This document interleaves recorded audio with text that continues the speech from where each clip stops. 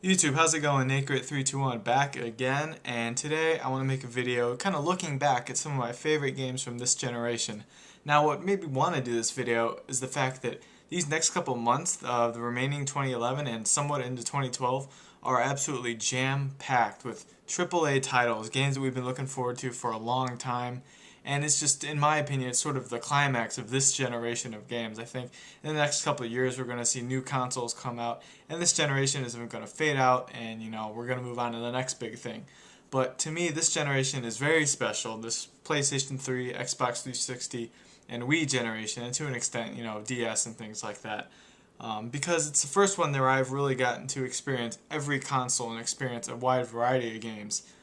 For myself. In the past, obviously being younger, I was sort of limited as to what I could get by, whether it was what parents or friends bought me as gifts, or things I earned from allowance and things like that. So obviously, when you're a kid, you have pretty limited income, so you can't really spend on as many games, and sort of try different things out.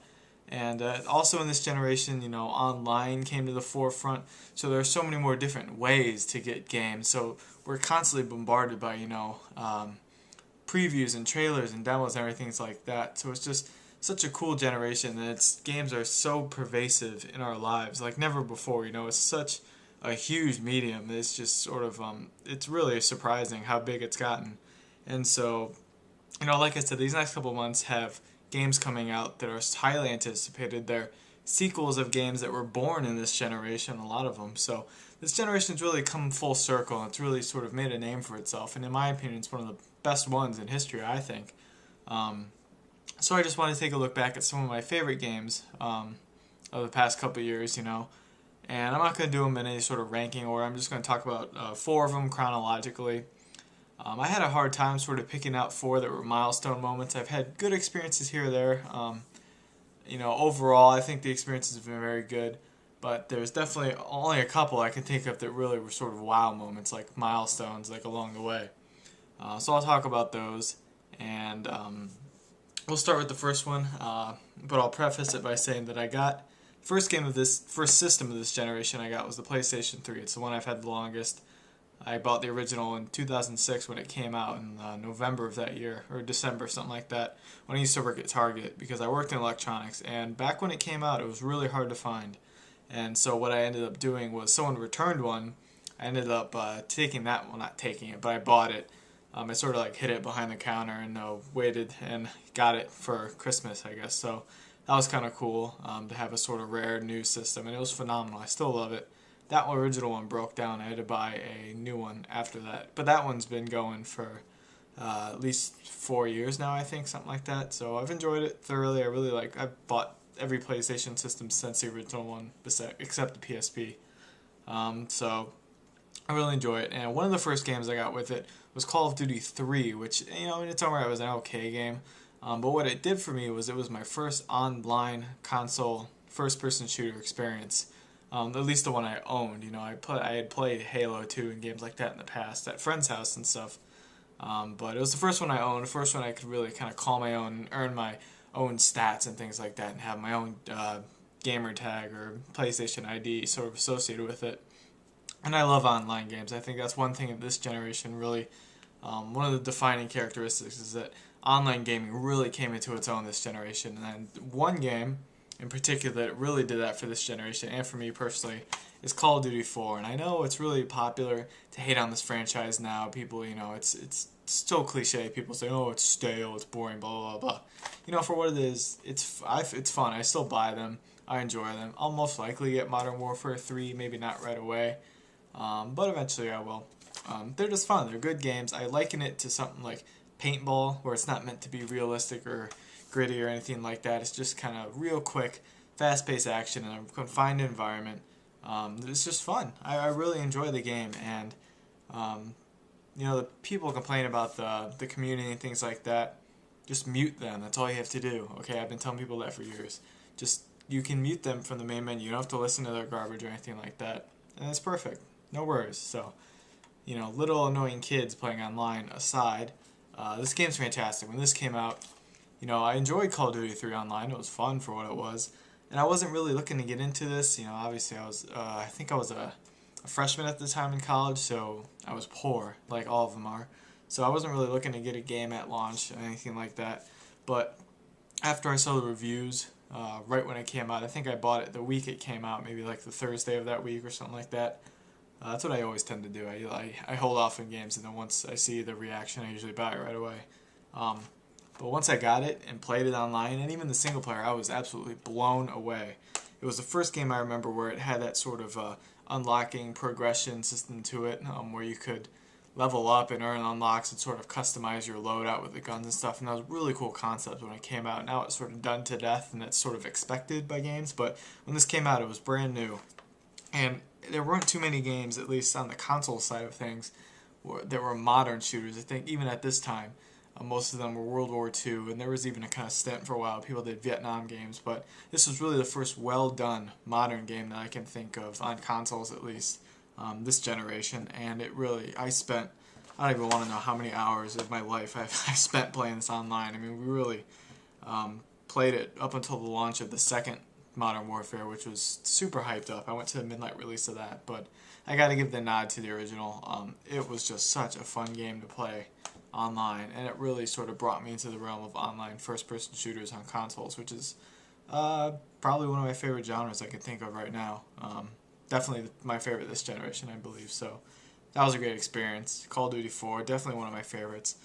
The next one, I believe, came a couple months later, early 2008. This was a franchise that I loved on the PlayStation 2, and I think came into its own well on the next generation consoles, and it's a bit divisive. Looking in retrospect, a lot of people sort of think it was overhyped and it's not really worth the praise, but to me, I still love the game, and I can still pick up and play it today and enjoy it as much as I did. It came out 3 or 4 years ago. Grand Theft Auto 4 came out in like March or April of 2008, I believe. This was probably the last game I was super excited for. I mean, Modern Warfare 2 I was pretty hyped up for.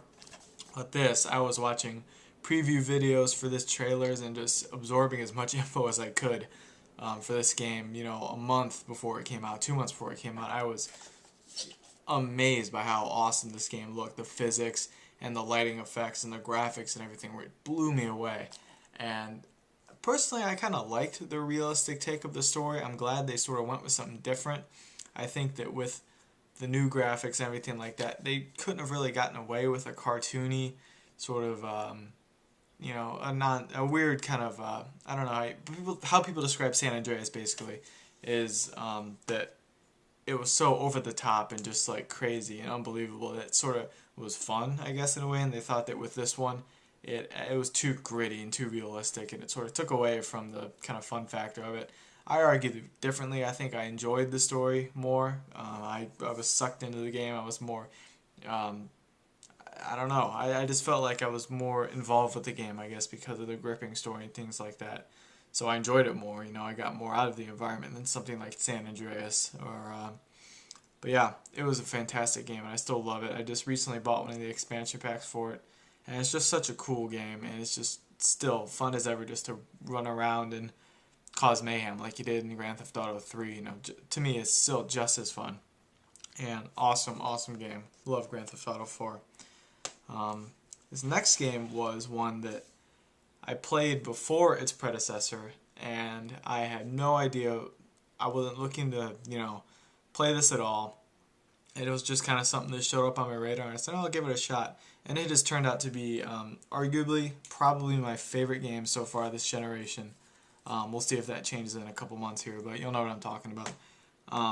Uncharted 2. Unbelievable game. And for the most part, games I like, I usually gravitate towards sandbox games like GTA or first-person shooters like Call of Duty. Generally kind of big budget games like that. So this was sort of surprising that this one wasn't on my radar, but I don't know. Just something about it, I wasn't really too into it. Looking at it preview-wise and things like that, because I never played the original. I played the demo of the original, and it was cool. Like the water effects I thought were really fantastic, but I just never bought it for whatever reason. I rented this when it came out, and I must have played this thing for 5-6 hours a day until I beat it. I beat it pretty quickly, actually, and I was disappointed that I had give it back to Blockbuster or whatever, and I it's just there's not many first-person campaigns that single-player campaigns that I want to go through again and experience it again.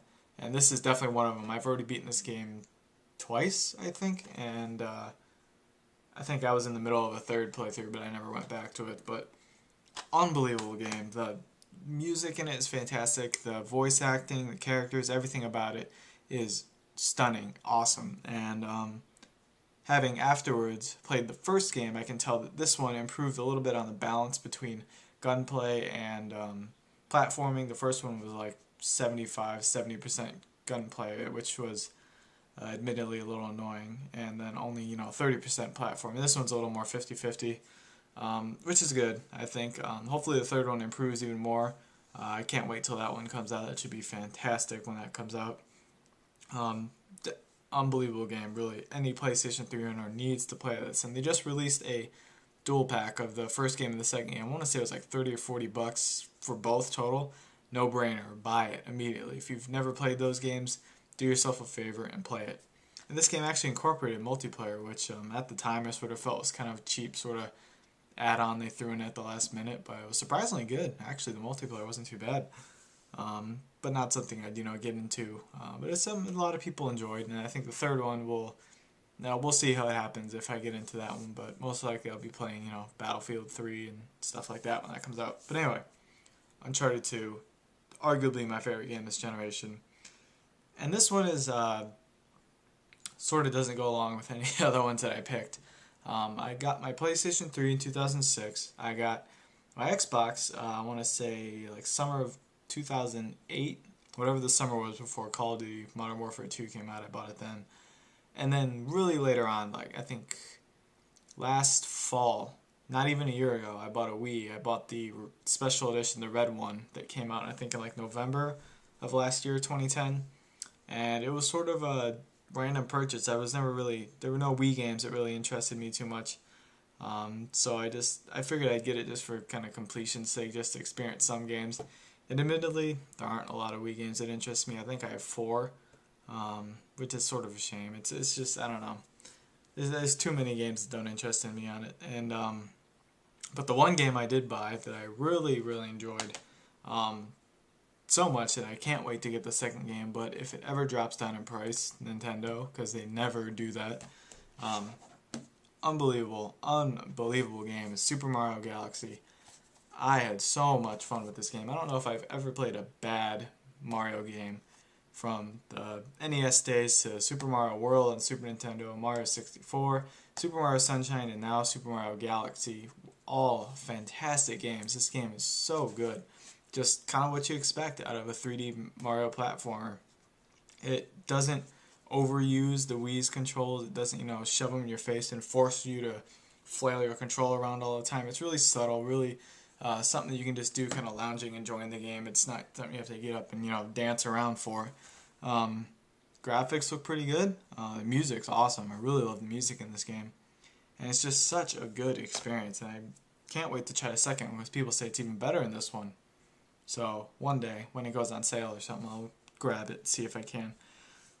But yeah, that's just kind of 4 games. I was just sort of mulling it over in my mind, thinking of back in this generation, and it's really been fantastic. And we should really enjoy this time we have right now, because I think this is like kind of the climax of this generation. And unfortunately, I think in 2012 and beyond, it's sort of going to go relatively downhill. There's going to be less releases, less quality releases, as developers turn and look forward to the next generation of consoles. Already the Wii U slated to come out next year, and the next generation of PlayStation and Xbox will follow a couple years behind. But fantastic games coming out. We've already had a lot of great games. I know I've played a few. There's still plenty more I want to play. I have a backlog like all you guys of just a million games. So if you want to respond to this video, talk about some of your favorite games this generation, I'd appreciate it. Or if you don't want to make the video response, you can just comment. I'd appreciate the feedback and talking with you guys about the great games we've played this generation. So that's it for now. NateCrit321 signing out.